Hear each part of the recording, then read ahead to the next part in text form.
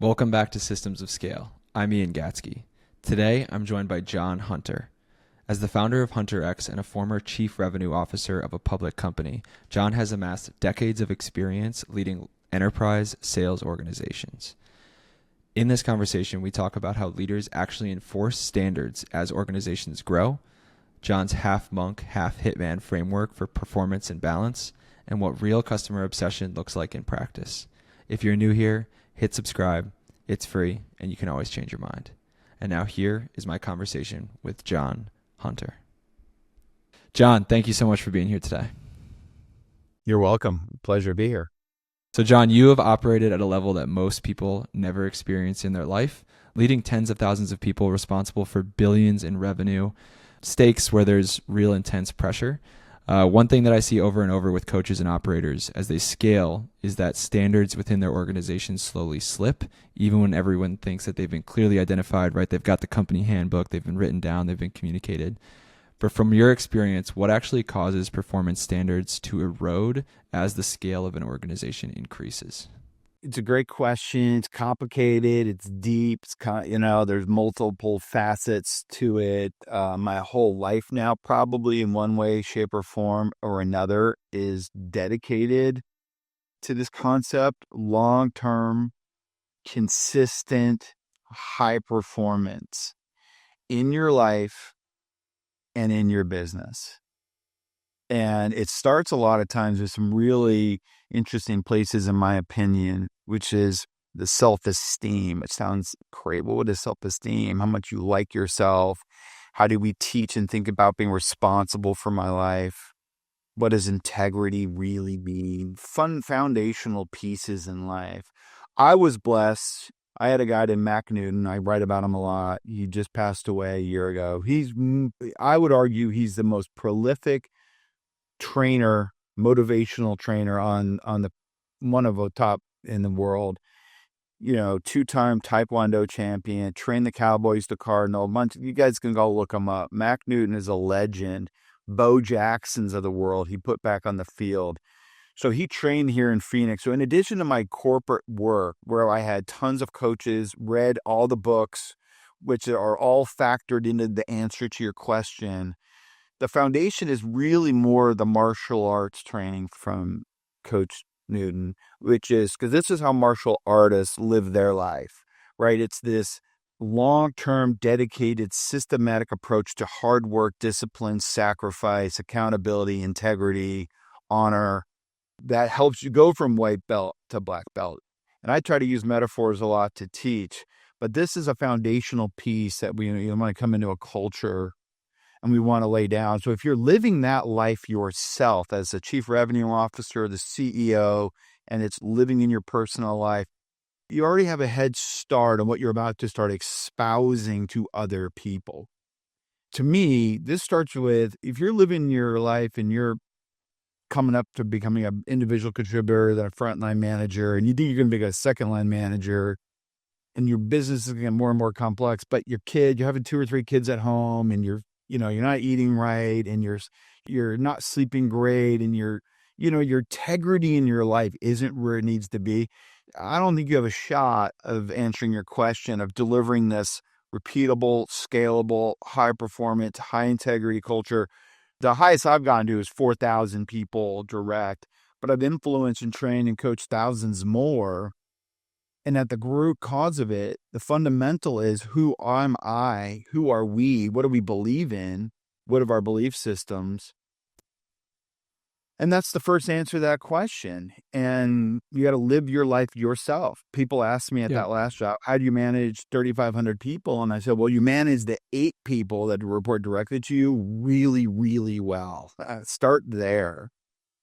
And the second answer, and it's the kind of nature of your business and your podcast, is this whole concept of a system, the whole concept of understanding process, the whole concept of understanding the limits of the human memory, of the human emotion. How many times you have to touch the stove as a manager in life or a person in life where you don't do what you say you're going to do, but you didn't mean it. You get on with a new team, or you get maybe a bunch of new clients. Hey, we're all going to do this quarter. And in sales, this is notorious. Like, salespeople are the most cynical, sarcastic, waiting for you to say one thing and do another. And then your credibility and your leadership is out the window. You have no shot.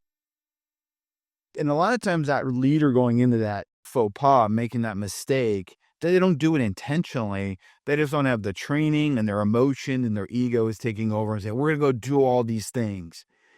And then when they don't do it, it's the beginning of the end of that culture of high performance, consistent, repeatable success. The minute the boss doesn't do it, you give permission to everyone else. You don't have to do it. And two, this is not a safe environment. And if you think I'm kidding, go look at childhood teaching. The minute the curfew can change based on how much you cry for staying out late, it sounds like a win for the kid, but ultimately it's unsafe. It means lack of consistency is a lack of safety. And a lack of safety in business means a lack of productivity. It means people don't buy into the culture because the boss and others are not doing what they say they're going to do. So the key tenets are in there are really becoming a system thinker and really elevating and understanding what these key value words mean in your personal life, and then how you're going to live them in a life of scale. And the leader has to embody the standard. Everything starts with you, or you have to embody the standard. Zero shot. No shot. If you're going to fake it till you make it, this is why I see people calling me for interviewing advice and career advice. Oh, I need to be a senior vice president. I need to be a second line manager. I want to go from managing 8 people to 80 people. No training, no coaching, no books. Well, what are you going to do? What play are you going to run to now manage a completely different job? I don't know. I'll figure it out. I just want that title and the money and the ego and the wanting to be king. In the world I'm in, this drive to be king is absolutely an obsession. And it ends up where you get the job, but you may only have the job for a year or two because you weren't prepared for it. And then, 7, 8 of those integrity misses, and guess what? You're out. Yeah. And in some of your content, it seems like you've shared your journey. And if you place the wanting to be king as your North Star, that is what you're following, like just the ego. If you put ego first, like, you want more money, you want the title, you want the status, right? If that's what you chase, it seems like in your journey, you've learned that can be a really bad path to go down. Like I think I saw a post where you were up at the top of Camelback Mountain and you kind of shared a personal story about what all of the material things in your life actually led to. So could you share a little bit about that, like what you've learned from going down the path of chasing that ego, that status, that wealth, that money? What have you learned about that? Oh, man. The reality is, one, I don't judge anybody, nor do I judge myself.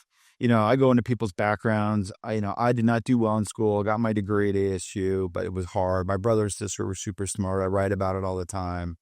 So I always equated being super smart as being super successful in business. So I've always had an insecurity that I'm not good enough and I'm going to get beat by smarter people. In hindsight, that's actually been a weapon for me because I have no other attribute in life but to outwork you, outthink you, outsell you. You know why? That's all I have. That was my mindset.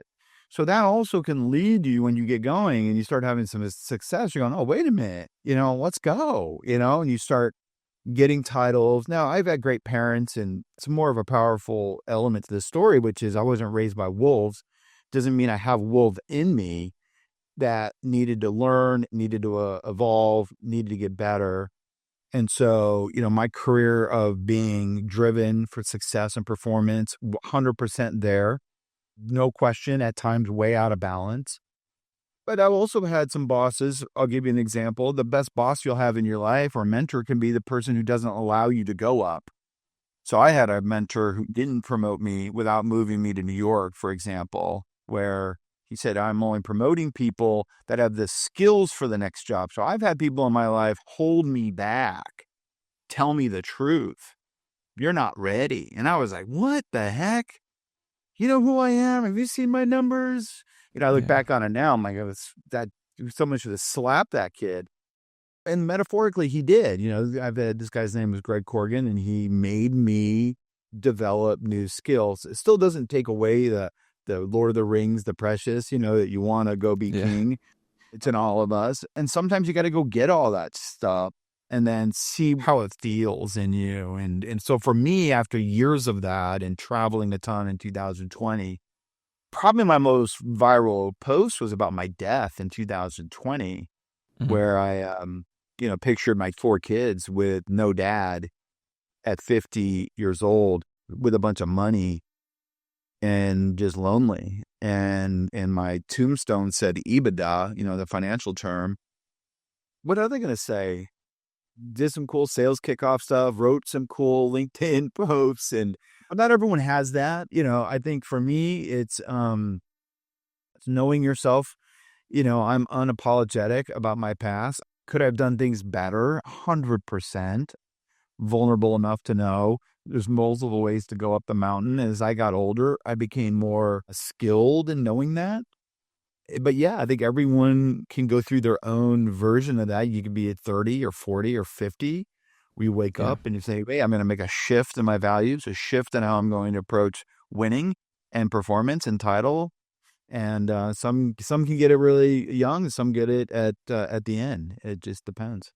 I want to go back and ask you, like, okay, if you could tell yourself when you were 25, 30, what would you say? But I think that would kind of culminate in this philosophy that you've coined of half monk, half hitman, kind of how you Yeah. approach, your mindset and how you approach your life. And I love how it's not just a motivational phrase. It's clearly something that you live by. So how would you describe that half monk, half hitman mindset? Well, first of all, the backdrop of my career is in enterprise software sales. So my argument growing up since 1993 in enterprise software in Computer Associates, which is a ruthless founder culture, just to give people context. I don't know what your listeners are coming from. Oh, he's a big corporate guy.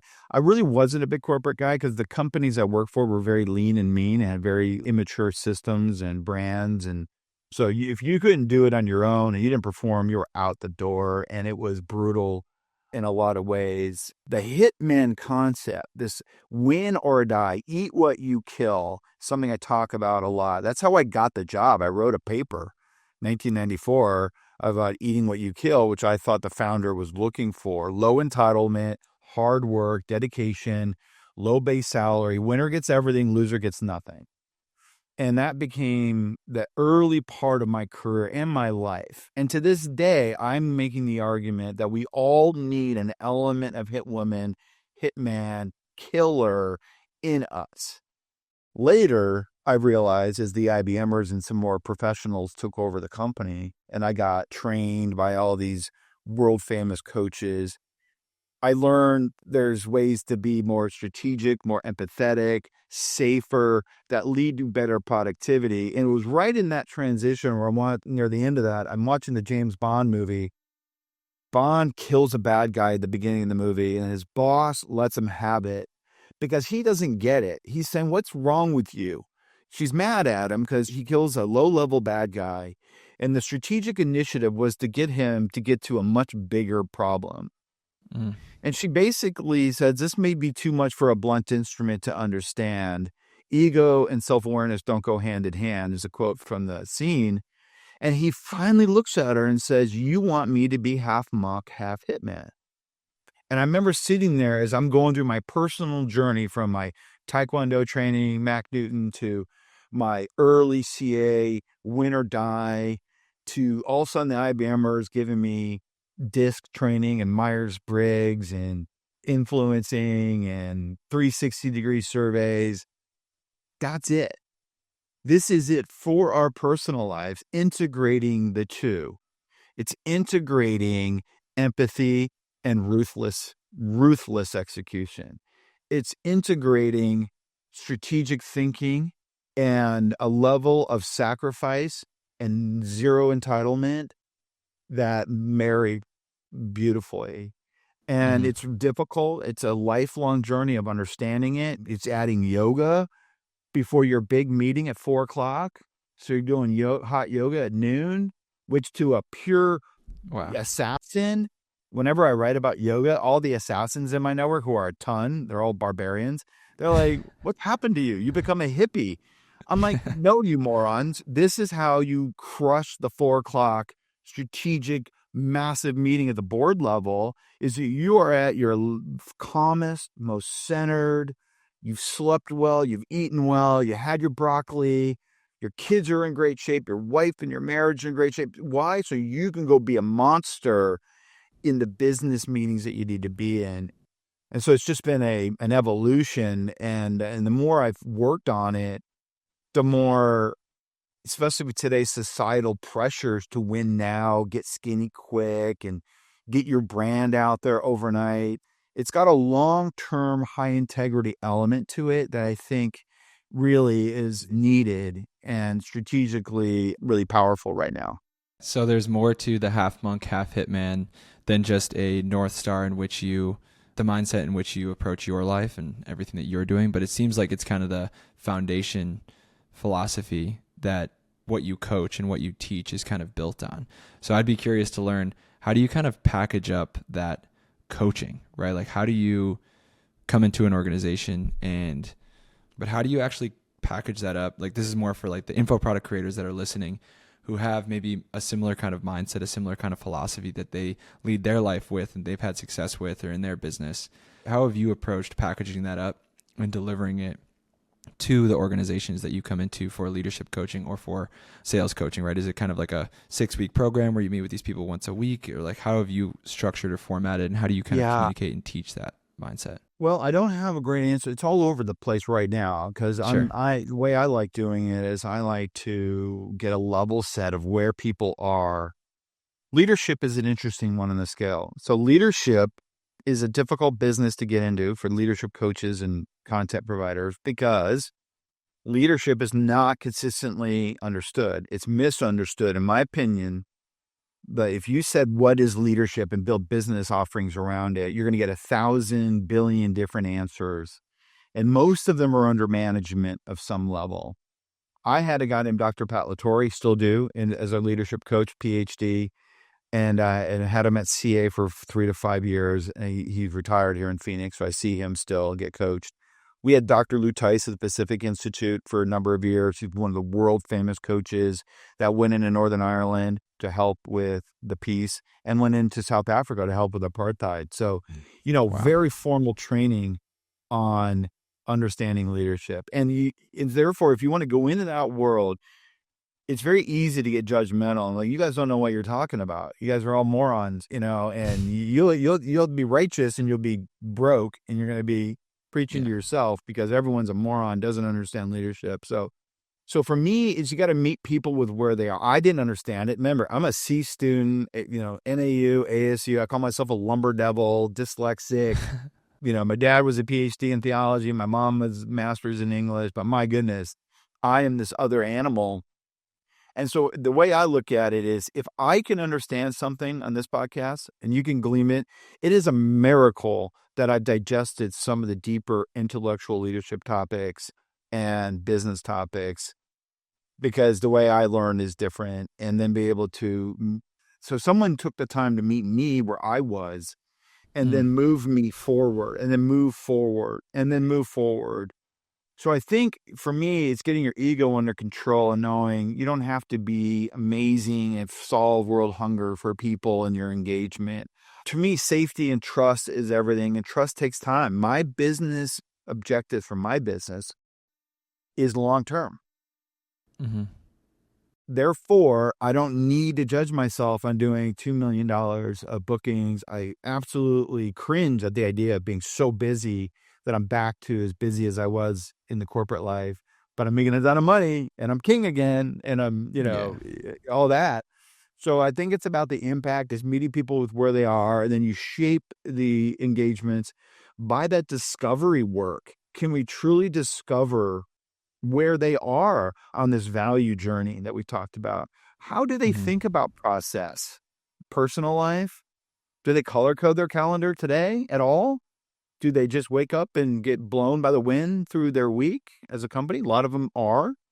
So it's Wow. easy to sound condescending on that, but I like to see Yeah. where people are and then try to meet them with where they are and have them Mm-hmm. go, oh my gosh, I'm incrementally better. There's more here, but I don't need it all today, And so I'm really working on kind of bringing that into curriculum and bringing that into digestible communication Yeah. Kind of like, mechanisms.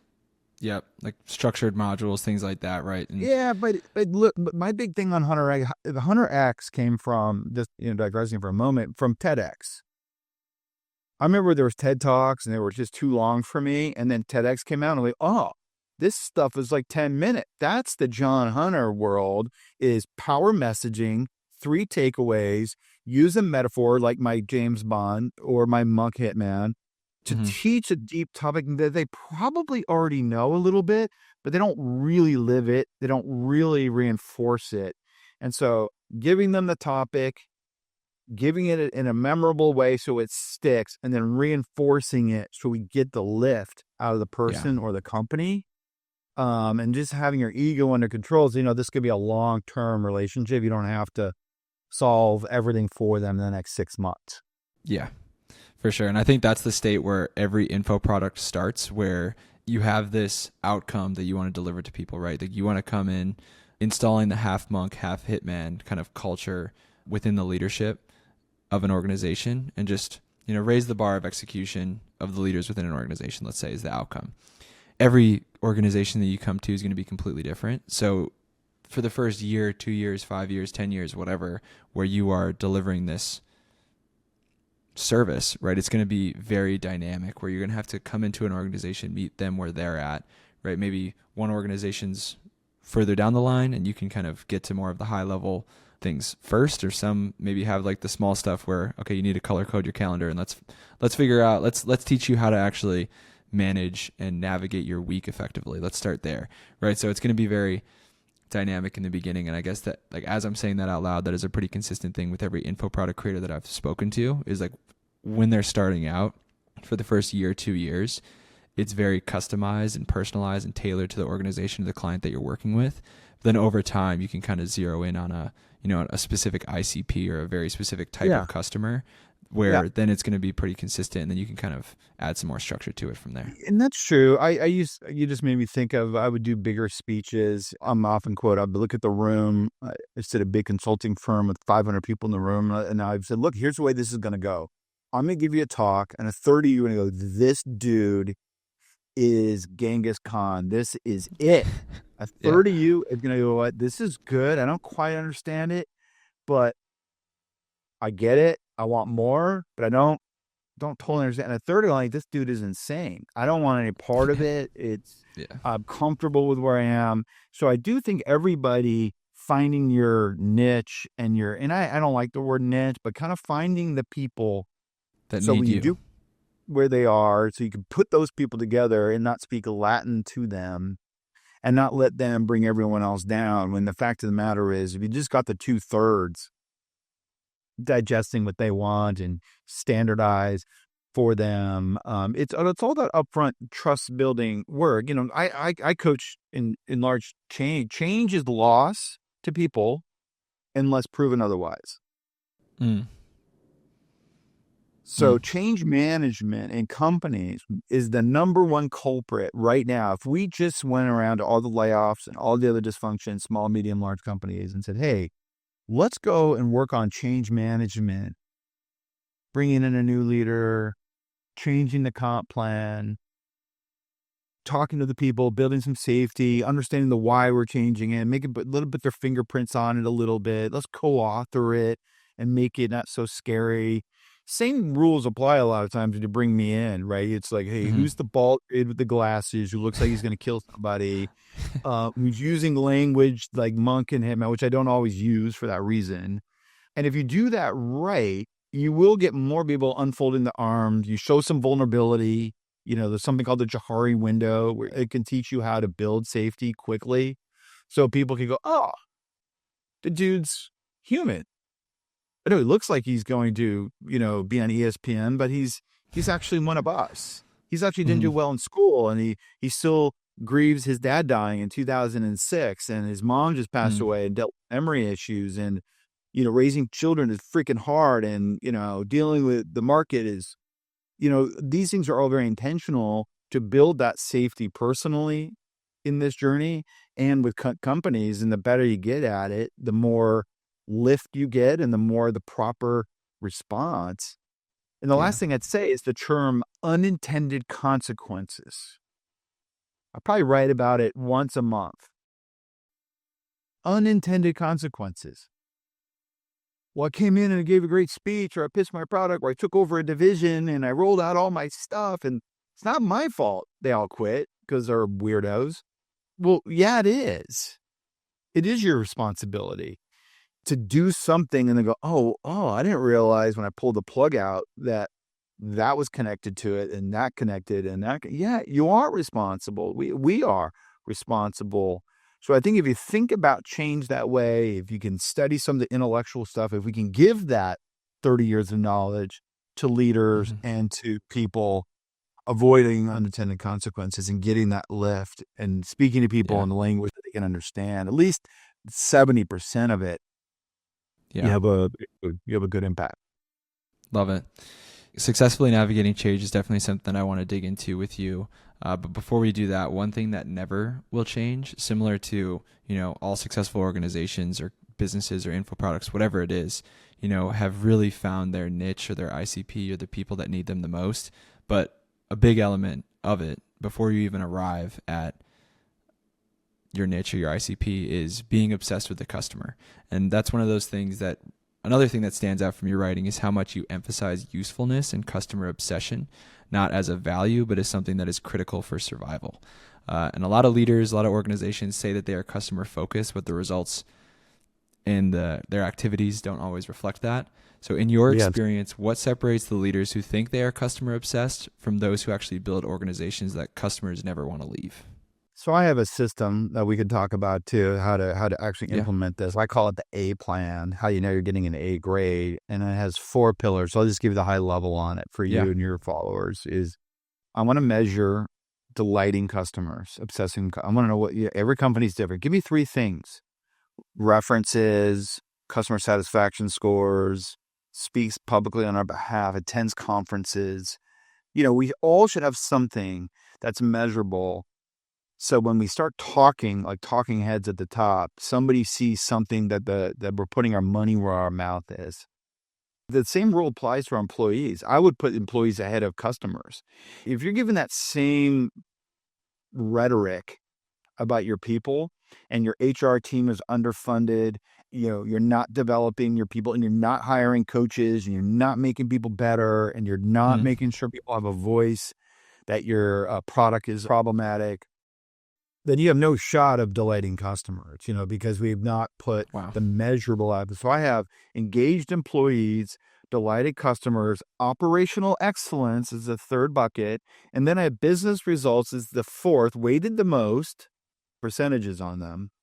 And then we live our life under these buckets. Yeah, business results are super important, but have nothing that we can impact other than are my employees engaged?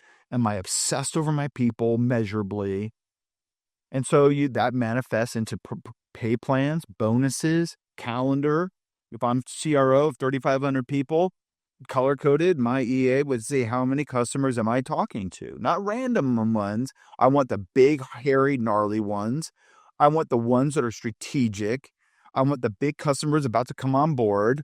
All require me to talk to them systematically in a bulletproof plan that was measurable. So I was seeing customers and getting measured on customers, delighting customers as much as a frontline manager. Same with engaged employees. You can't have tyrannical bosses. You can't have someone making the revenue off 2 people out of 10 and churning the bottom 10 and yelling at people. But it is an integrity issue. If you say we're going to do that at the top and we don't do that systematically and live by it, you're like everybody else. Yeah. It seems like those first 3 buckets too, right? The final bucket is business results. I think if you systematize the activities that are going to lead to strong outcomes in those first 3 buckets, it is inevitable that business results are going to be successful. It is. Yeah. And that's very debatable. So I wrote a poll. I said, are you a results or process person? And a lot of people are like, oh, it's both. And, And Right. listen, I grew up under that first culture as a results person. My schedule wasn't process. I wasn't a process ninja like I am today because I didn't find religion in it yet. But I was starting to scale, and I didn't find religion at it at home. I was adding more kids to my life. I was adding a bigger home, more schools. Business, I was going front line, second line, third line manager, and my life was going to implode. I had Mm. to become a system ninja. I had to learn to delegate. I had to learn to set up reviews. I had to learn to prioritize. I had to learn to set a boundary and say no, hire really capable people underneath me and around me, and eat well and sleep well. People are like, oh my God, I was in the best shape of my life when I traveled 400,000 miles. And people are like, how do you do it? Because I only eat broccoli, Brussels sprouts, spinach, collard greens. And so I have a particular Yeah. eating system Wow. that allowed me to get to these places, protect the integrity, and have the consistency that we kind of started out with. And, so that system is important. I am so sensitive to this word sales because I grew up in the sales world. I'm often in the sales community, although I see myself as the anti-sales salesperson. I don't identify in the traditional negative sense of sales, which is I need you to buy something so I can win. I am appalled by that. That makes me want to get sick, throw up in the wastebasket, and say, I have no part of that. And that is part of what I teach, the anti-sales sales approach. And that does require an amazing amount of empathy with your customer. I grew up in mission critical software. If our stuff doesn't work, somebody could lose their job. Somebody could die. Planes could crash. If Wow. it'd be extreme, but that's the way I looked at it, which is I need to know what your life is like so much. When I put together a solution, I got to put everything on it that this is going to work and that we're going to come out of this in a win-win. And Yeah. that just led me, especially in the early years, making my mark on knowing them better than anybody. And to this day, Yeah. it's in my coaching on discovery work for young sellers. What they're missing right now is they're skipping the step of obsessing and getting to know who Bob or Mary or Jimmy is before you advocate anything. You think you would have gotten a lot better by now, but unfortunately it is not. And it's an Yeah. opportunity to help people. Wow. I would love to double click into that. So, how does your anti-sales sales framework differ from the common sales teachings out there? And then, I guess a follow up to that would be what you finished with there. Like, what does effective discovery look like, or how would you teach discovery to somebody? Starting with this notion, can I help you? I don't know. Let's just start here. You get on an airplane, you're an enterprise IT buyer, you sit next to Jon Hunter. I did this at a sales kickoff once. I put 2 airplane seats next to each other because this was happening all over the place, and a CIO, chief information officer, would sit down next to a salesperson. Hey, where do you work? ABC company. Oh, can you help me? Immediately diarrhea of the mouth. Oh yeah, I got to, you need this, Yeah. I got this, And of course, they go into their hole. They throw them a tennis ball. Oh, yeah, yeah, we should meet sometime. They never meet. It's like, oh, my God, you just assaulted me with acronyms and what's in Yeah. it for you and products. And my thing is like a doctor. Like, I don't know. One, I give the impression that I'm really, really, really busy. People like to do business with people that are swamped because that Mm. means their peers are doing business with them. That means that they're not sitting around with a horrible product trying to jam it on somebody. And it also means that you've engaged trust with somebody else if you're really busy. So my thing is always one, I teach it to young people right now. I don't care who's yelling at you. I don't care where you are in the leaderboard in your goofy little SDR world. You come across that you're swamped. You are so swamped, and you get that person on the phone and they start going, okay, Bobby, I may need your product. I'll meet you. I'll meet you. And then you say, no, no, no, I'm sorry. I can't meet you today. What do you mean? I have nothing on my calendar. I'm totally free. I have no sales. But Yeah. you say, can't meet today. I can meet you maybe Thursday, but I need you to explain to me the pain. This is discovery that says, I am only here to see if you have the flu. If you do not have the flu, I'm out of here because I am so busy. Go drink some vitamin C.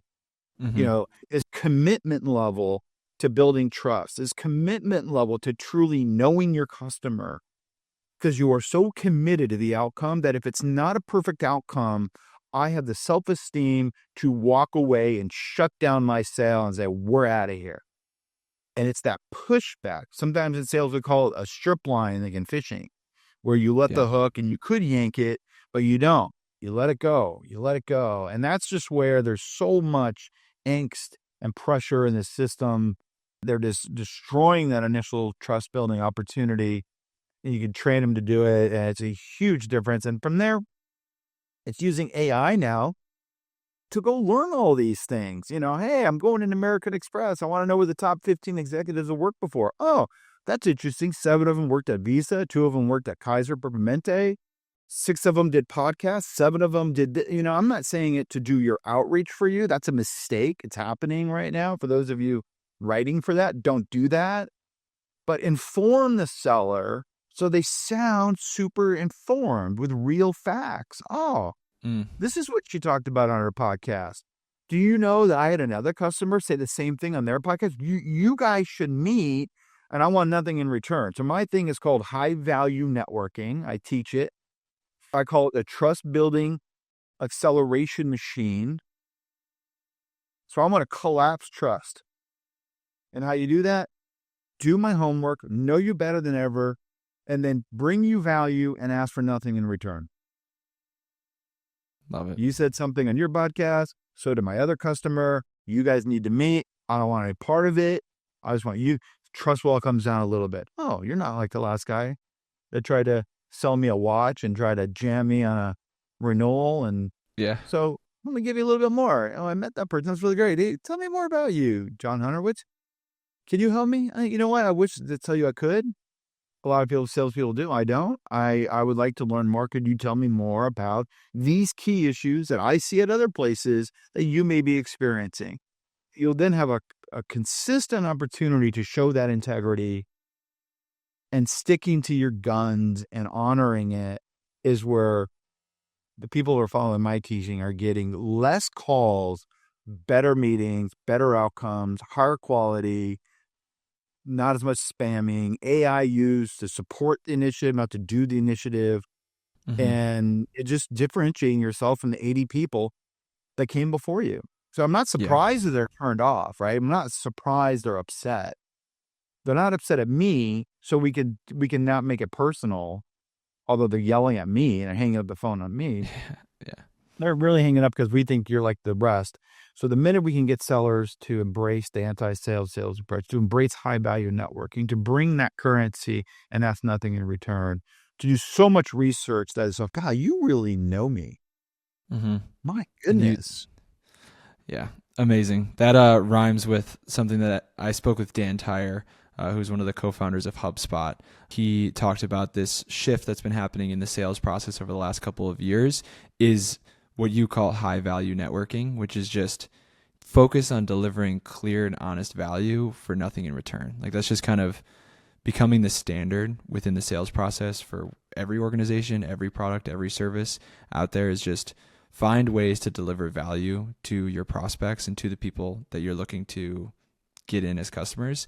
Just create ways to deliver clear and honest value. And that's different for every single prospect that you're working with. But yeah, I love that idea. So we would take current red, yellow, and green, all the different statuses of your customers. I don't care if it's 2. I did this at one business and it was 2 raging fans. I had 4 yellows kind of doing well, not great. And I had 2 reds, and we put them in a conference, and I had my greens talk about what they're doing, not with our product, doing with their lives, doing with their business. Yellows are in there learning from the greens, and the reds are learning from the yellows and the greens. The reds are there with their arms folded, thinking they're going to get a product pitch. I don't let the product people just pitch anything. It's me peer-to-peer talking. I bring in a macroeconomist, and I would bring in an IT consulting expert just to give them some data. All of them. Everyone and their brother has tried to shut me down on these initiatives. Like, we need to be winning and making money and selling our product. And nope. Yeah. And you could just see that program, high value networking program, went from 10 to 20. I think near the end, we were doing about 450 global C-suite in this red, yellow, green format into these events with other touch points, where we just brought them value. And sure enough, we'd go to we put charities around them. So we did wheelchairs, we did Parkinson's. So there you were, doing listen to a Parkinson's pitch, and the global guy who was red, who's now yellow, looks over at me and says, "How are we doing with you? What can we do better together?" And I went, "Funny you should say that. Wow. It's hard to get access. It's hard to really know what you're going through. It's hard. I know trust is important." And he goes, "You need to come see me," because the trust had been built now. And so the kimono was about to be open 100%, all because we had the discipline and patience to let them talk, to show that we weren't going to take advantage of them, and that we truly wanted to be a partner. And so it's very operational. It's very easy to systematize it, Yeah. but you do need to be committed to the integrity of it, or you'll end up looking like everybody else. Yeah. And that's a new idea for me. It was not only just people who haven't purchased from you, people who are prospects, right, potential customers, but doing that with your existing customers as a way to further and develop that relationship and move them up the color code, if you will, is great. And not even just doing it for that reason, like, oh, we have this agenda that we want to, build this relationship purely for the reason of being able to do more and better business with them, but because you genuinely do care about the relationship. I think it has to lead from that to begin with. And yeah, so the definitions of those colors was important for me. So green was does repeat business with me, speaks wildly on my behalf, unedited, and meets with us whenever we want. It was a high bar. yeah. Yellow was they speak a little bit for private reference.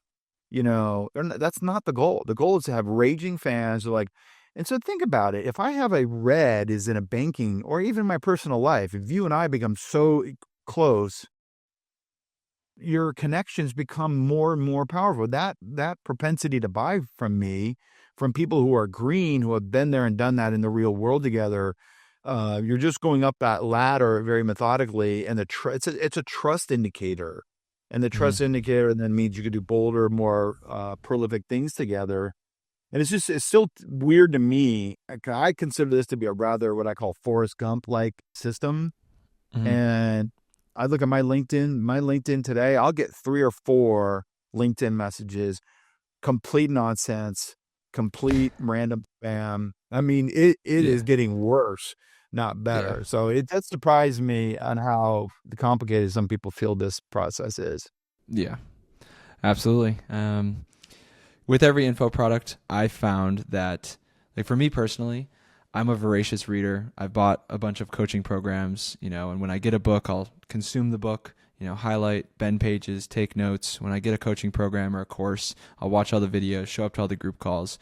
But the issue that I ran into for myself personally with info products is when it came to actually doing the work, right? You don't get any value from any info product, any coaching program, any course, any book, unless you do the work that is assigned to you in that program or in that info product. And that problem, I've kind of labeled it as the client execution gap. How have you solved that problem with your product, right? Because I think this is something that every info product is struggling with. So where have you found that your clients struggle most with the follow through and doing the work? And how have you attempted to close that client execution gap of applying the things that you've taught them? I will say it does start with that alignment and that in that beginning of the stage. I mean, I have certain people that listen to me on LinkedIn. Of all of our followers, you probably have a subset that are zealots, and when you're starting to coach them and bring them content, they just execute. Yeah. I have a young guy here that runs a prevention business for high school students off of alcohol and drugs. Every Wednesday morning, 7 a.m., laptop out. I mean, ninja execution. He's gone from 350,000 in revenue to like 2 million, 2.5 million in 2 years. So can you factor that into your onboarding process and your funnel and to say, hey, look, which requires saying no to clients. And I think that's just really, my Taekwondo guy I told you about, Mac Duden, he would make you interview to train with him. It would be $100 for an interview, $100 to see if you're allowed to pay him to train with him. And you got the $100 back if he said yes. But what did it do? It just made sure that he wasn't entering people into his funnel that weren't serious. He had the long-term high integrity commitment to be okay with you saying no. He didn't want you not doing his work 90 days in, then blaming him. And think about all your Yeah. customers or your followers saying, well, wait, our product didn't work because we brought someone on board that we knew wasn't committed, but yet we wanted the short-term revenue. So I'm thinking deeply about that entry level filter. In addition, I'm thinking about putting in, as I flesh out more of my curriculum, of putting checkpoints, badges, or belts, and I like holding that. people accountable, saying, I'm going to find a fun way to do it where, hey, you're a black belt with me, you're a white belt, and you didn't pass the test, or you didn't show up. We're firing clients if they're not going to do the work and they're not going to show up, as gracefully, and then meeting people with where they are, I think is a key point to it.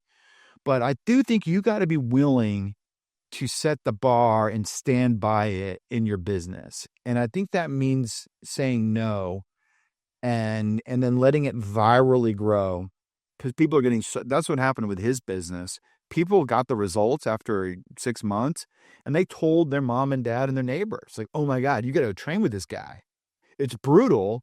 He's going to destroy you, but you're going to be the best shape of your life and your mindset, your business. And so you want to look for people like that. I think you got to have an accountability measurement Yeah. along with it. I'm playing with some ideas there, but I definitely do not want to just go do a bunch of work and get frustrated when they don't do it. And I think Yeah. the accountability measurement is there, and then the willingness to coach them on it, or maybe walk away. And maybe they come back a year later because you pissed me off, but yeah, now I get it. And so I think that's an example we started with, which is maybe seeing them coming, especially if it's leadership, they're not going to get it no matter what you have them do. I think you got to factor in, move them as far as you can, knowing they're going to probably disappoint in some fashion, but then bring them back and hopefully it sticks more and more. Yeah.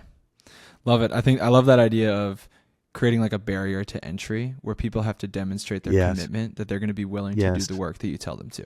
Right. I think that's genius. And then also creating some kind of accountability systems within the journey of working through your program or working through your curriculum, I think is also great. I've talked to a lot of info product creators that have had a ton of success with things like that. And then there's also other elements like creating, like I think you're doing an excellent job of creatively using AI to help assist people through doing the work that you assign to them, thus making it more easier for them to do the It's work true. in some elements. Like there's a lot of it that AI can't. Like a lot of the EQ stuff that you talk about, like AI just cannot even come Can I do close it? to doing that work. Yeah. But there are some maybe elements that you've already been able to creatively use AI to help equip your clients with using the tool, using AI to help them do the work that you assign to them, which is, my area of focus. So I love that. Okay. If you had a giant billboard that everyone in the world could see for 10 seconds, what would it say and why? You're good enough. Mm. Self-esteem. I like myself. I'm not attached to any outcomes.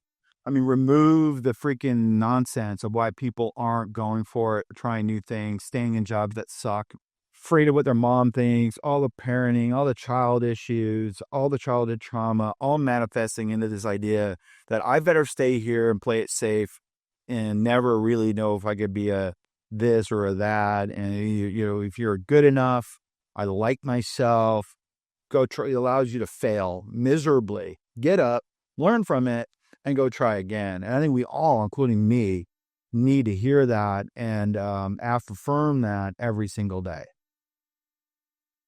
Yeah, even just hearing that, I know it wasn't directed at me, but it felt like a big deep breath kind of just come over me. You're good enough. I love that. Okay, second one here. What's a lesson that you learned the hard way, but you're now grateful for?